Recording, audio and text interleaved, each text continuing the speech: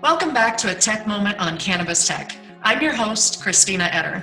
In this podcast, we take just a few minutes to talk about some of the exciting science and technology that's impacting the cannabis and hemp industries. And occasionally, we like to check in on the industry with experts in the field of cannabis and hemp investing and what's going on that side of the industry. So today, it's my pleasure to welcome back to our show Matt Carr, who is the Chief Trends Strategist from the Oxford Club.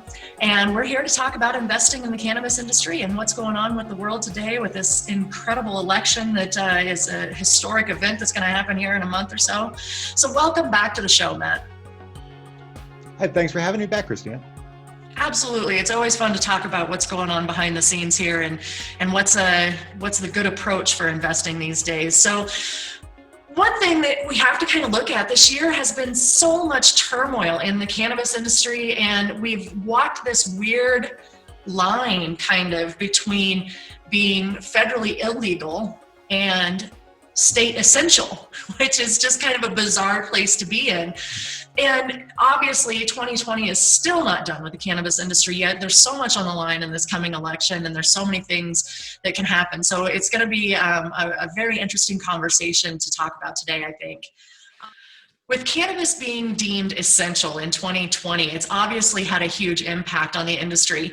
Do you want to talk a little bit about what the cannabis industry has seen since the pandemic broke out in March? Sure. 2020 has been an exceptionally unique year, not just for the broader markets, but, also for cannabis. I see that we have this bifurcated market in cannabis. Canadian licensed producers are struggling. Meanwhile, you have these American multi-state operators that are seeing their business boom. And a lot of that comes down not only to opportunity, but also market size. We have Green Thumb, Trulieve, Curaleaf. These have all three reported more than $100 million in quarterly revenue this year, records for the industry. And Curaleaf is projected to receive more than $200 million in revenue in the next quarter. That will be a new record, an exciting record for this industry. So cannabis has proven to be exceptionally resilient, particularly during the most disruptive economic environment in generations. And any of us will see it in a very long time. But we're seeing sales grow more than 40% this year. Adult use sales are projected to be around $10 billion, with medical sales rising to as much as $7 billion. We're watching markets expand and companies are increasing their footprints. So we're well on our way to this $80 billion opportunity in the US by the end of the decade, and a more than $37 billion just over the next couple of years. So there's a lot of upside here, not just in the next few months, but the next several years. And that's what has me really excited. It's just amazing to me to hear those kinds of numbers and look at how far this industry has come from where it started, couple of decades ago, but it's just amazing to me to kind of hear those numbers and know that the cannabis industry is growing like that. And especially at a time now where there's so many industries that are struggling and really just trying to figure out the next step and what the future is going to be like for their industry. So to hear that cannabis and hemp are having this amazing I want to call it an opportunity, but it's not really an opportunity when you look at what's going on in the world. But it's just really interesting to see how the industry has expanded despite all of the turmoil and all of the troubles that we have seen this year. It's just amazing to me. So talk to me a little bit about cannabis technology specifically. I mean, who really is reaping the benefits right now? And what is there a particular type of technology really that's kind of seeing more action than some other types? Well, from my perspective, the cannabis landscape is changing and evolving. We're shifting away from like these smaller individual players to these larger multi-state operators. And that means that cannabis itself has to change. The industry has to change. From my perspective, the cannabis landscape is changing. We're moving away from this scenario where we have these small individual operators, these kind of deep pocketed individuals that kind of launched into the licensing phase into these national multi-state operators. From a business perspective, that means moving away from handwritten accounting. That means moving away from Excel spreadsheets and moving to more of a robust like ERP system. To me, that is the most necessary technology in the industry at the moment, and it offers the biggest upside. Now, by no means is workflow or enterprise, resource management sexy, or is it going to blow anybody's doors off? But this is the sector that, to me, will see the biggest benefit because it has to. You need seed to sale tracking, you need harvest statistics, you need inventory management, customer information, supplier information, real-time analytics, and then making sure that everything is compliant, right? So the regulatory environment that we're in kind of feels like we're walking on sand at times. It's always constantly shifting. So I think all of those pieces of tech we take for granted in all of these other industries, including ag, like data-driven or input-based tools. Those will be the biggest benefactors as cannabis continues to evolve and boom, particularly as we see the shift away from these individual operators to larger, more complex, multi-state operators that are only getting bigger. Now, beyond that, I believe there's a huge opportunity for organics, just like in the rest of the retail world. I think there's a massive opportunity for hydroponics, not just in cannabis, but also for commercial as well as personal farming. We've seen Grow Generation shares have an excellent year because of that. And then I think there is going to be an opportunity down the road for solvent-free, concentrate production, because that's something that we're all trying to move forward to. A lot of the medical professionals that I talk to in the field, they're always hesitant to recommend or prescribe something like vape because there's so many other additives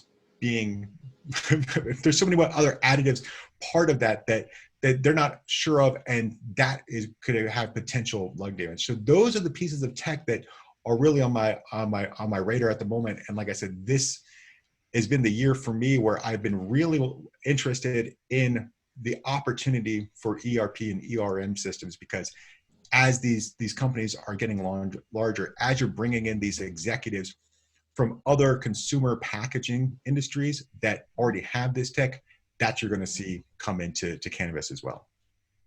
That's really interesting that you bring that up. One of my colleagues, Jen Murray, she does another podcast on our website.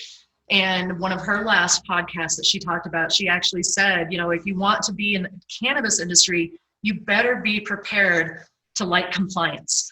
Because if you don't like compliance, the cannabis industry is not for you. And you're so right. There's so many tools out there. I come from a background with government.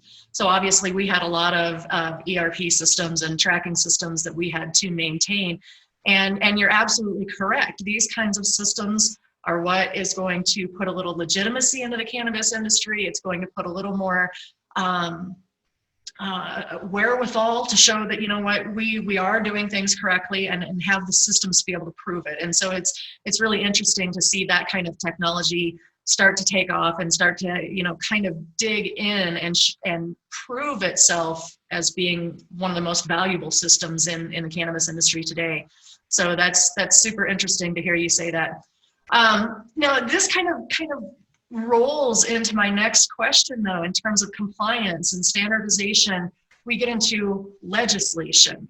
Obviously, we have to have all of these things in order to move the industry forward.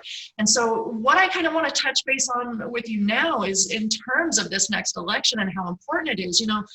Politics is more than just a couple of old guys fighting for popularity contests. The decisions that are being made in this next month impact us all. So I would really love to have your side of what do you think is really going to be the impact of the election this year, and what things do voters need to take into consideration when they're thinking about the cannabis industry?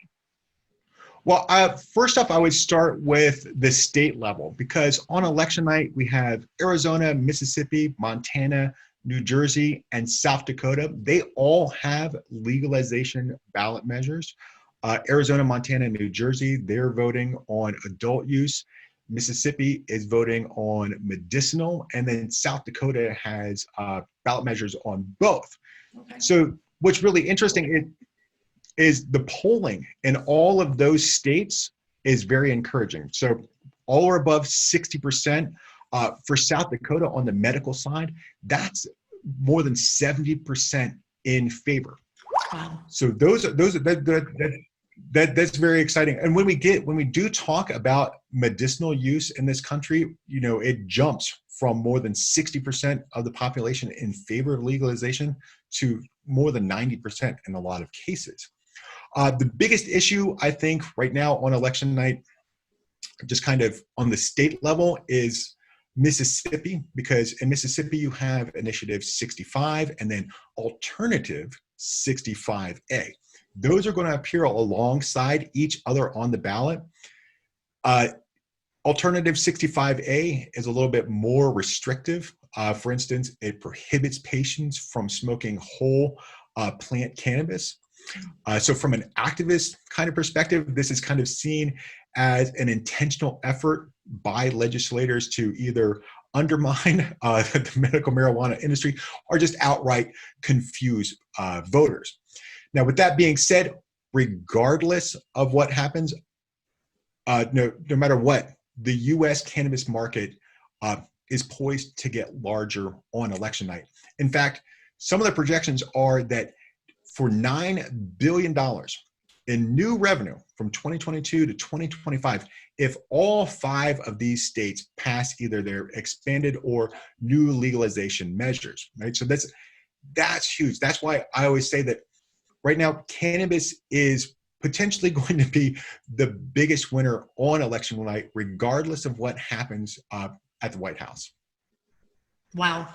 Wow, that's really interesting to hear. And, it's interesting to hear that Mississippi is taking that route too, because I think Florida took that route initially, right? And then they had a judge come in and say that it was unconstitutional to ban the ability to smoke marijuana flower. So I would think that they would learn from other states and realize that that's probably, if they do pass it that way, it's probably not going to stay that way long.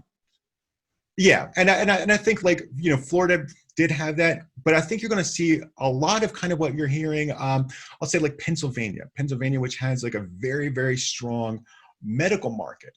Well, now their governor is pushing for adult use because everybody is facing these budget shortfalls because of COVID-19 and the economic impacts of the pandemic. So I think you're going to see a lot of states just over the next couple of years begin to push forward with legalization because they're going to have to. Not only is it, now we have more than 36 states that have approved medicinal use, but also you have, 11 states in the District of Columbia that have greenlit, adult use. So the market is continuing to expand, and that to me is very exciting on election night. Right. And, you touched on a good topic there too, that we have to take into consideration in recovery from a pandemic is how many jobs legalizing cannabis is going to continue to create. I mean, I know that the industry now is seeing a big hiring boom, and I'm actually interviewing a gal next week from Banks to talk about all of the jobs that are open with Croptober, harvests starting to come in and things like that. Hiring is just out of control now. And so I can only imagine if further legalization starts to spread into other states, I mean, that's going to be a huge opportunity for job creation. And I think that's a big benefit to legalization in these states. Now, looking at things federally, do you want to talk a little bit about, from your perspective, what's the biggest hindrance, do you think, that cannabis has seen from federal legalization? Well, the biggest hindrance, without a doubt, is the Senate. Right? The Senate has really has been kind of the roadblock in any sort of federal legalization. I've stated that if the Democrats hold the House as well as win the Senate on election night, federal legalization is almost assured, right? Because the Democrat-controlled House of Representatives, they passed the Secure and Fair Enforcement Banking Act already last year. They've included the Safe Banking Act language in both of their versions of the COVID-19 relief package. It's been over a year since the House has passed the Safe Banking Act. It has been stuck in procedural purgatory in the Senate. So, like I said, if the Dems take the Senate, then yes, we'd move along that. Now, it's not going to be a first 100-day priority if, let's say, Biden wins the House or the Democrats control the Senate, but it is something that I think you will see take place pretty quickly because there is support. You know, it's kind of it's kind of interesting that we're in this time like where there are no bipartisan negotiations. There's no anybody reaching across the aisle. So the Senate has stonewalled every measure that the Democrats in the House have pushed forward on legalization. And we did have the MORE Act vote that was delayed this month. I had said the MORE Act vote is a great kind of moral victory for the industry or the Democrats if it had gone forward, but I didn't think it would had a zero chance of passing the Senate. Harris is one of the lead co-sponsors on the bill. If it wasn't an election year, there is, maybe they would have taken that to the floor in the Senate, but there is no way that in an election year, the Republican-controlled Senate is going to allow the other party's VP candidate that is a lead co-sponsor on a bill to even get a vote. So for me, I think that the Senate has been the biggest roadblock. And if you do see the Democrats win, which there's a slim possibility that they could win the Senate, I think 538 has it an 80% chance that the Democrats would take somewhere between 47 to 54 seats in the Senate. And that 54 number is pretty much like a coin toss. It's like 50.6% of that occurring. So to me, that's been the biggest roadblock. And I think if you see a change of leadership in the Senate, you would definitely see an acceleration of cannabis measures at the federal level over the next couple of years. Wow. It's definitely going to be an interesting year, I think, politically and even with everything else that's going on. It's just going to be such an electric year for things happening in Washington and for changes and for the cannabis industry in general. It's just really interesting to see that. So obviously, we want to encourage everybody that's watching this podcast, please go vote. That's the most important thing, is to get out there and vote and have your voice heard and know that we want to get this industry moving forward and get this out to, to everyone, because it's really unfortunate still to have certain states and all of the, kind of the hodgepodge or the patchwork quilt of legalization that we have. So it will be interesting to see if we can't get a little federal guidance through some of this moving forward. It would be nice anyway. Also support the advocacy groups, NORML, the National Cannabis Industry Association, the Marijuana Policy Project, and others. Those are all of the people that are, the flag bearers kind of for this fight. They can always use support, because I will say, sometimes it obviously takes a lot longer to move something forward than we expect, because I do know people in the industry on that nonprofit and policy side that they felt when California legalized medical back in 1996 that within a decade we would have federal legalization. Everything they would shut it, basically shut up the doors of their advocacy groups. And here we are, 2020, right, and cannabis prohibition still exists at the federal level. It's these states that are leading the charge and leading that fight. We've made a lot of headway in the last couple of years, but there is that distance that we still need to go. So, and since you brought that up, I'm really curious to hear your perspective on this as well. And this is something that I'm very interested in, is you talk about the, kind of the distance and between politics and, some just not wanting to put their hands on it. And it's really interesting to me in this presidential election, with things as tight and as competitive as they are, neither party has decided to play that card or to appeal to marijuana advocates. And I find that very interesting. And I'm really curious what your perspective is on why neither candidate really wants to touch on it. I think part of it is there's still a party divide. So more Democrats are in favor of legalization than conservatives or Republicans. So I think that's one thing. You don't want to, from, let's say, like Biden's standpoint, you don't want to start supporting legalization and then maybe cut out some of those moderates or steal some from the right. So that's one side. But I think I also felt like the MORE Act vote was something that could have some really touchy optics in the environment that we're in with COVID-19 and that economic fallout. So I thought them delaying it was kind of something where we're like, well, let's focus on our re-election campaigns. Let's not give anybody fodder, because you don't want to seem narrow-minded, focusing just on one issue when there's these much larger economic impacts underway. And that's why I said, I think going forward, I do think if the Democrats control the House and the Senate, you would have federal legalization. But again, it's not going to be that, first 100-day priority. It's something that is in the back burner because we do need it because of just the budget shortfalls that everybody is facing because of the pandemic. Right. Well, Matt, it's always fascinating to have you on the show and to hear your perspectives, not just in investing, but in the industry in general. So I really appreciate you taking the time out today to come on and talk to us again. And, maybe we can have you back in a couple more months. I'd love to be back. Thanks again, Kristina. All right. Thanks, Matt.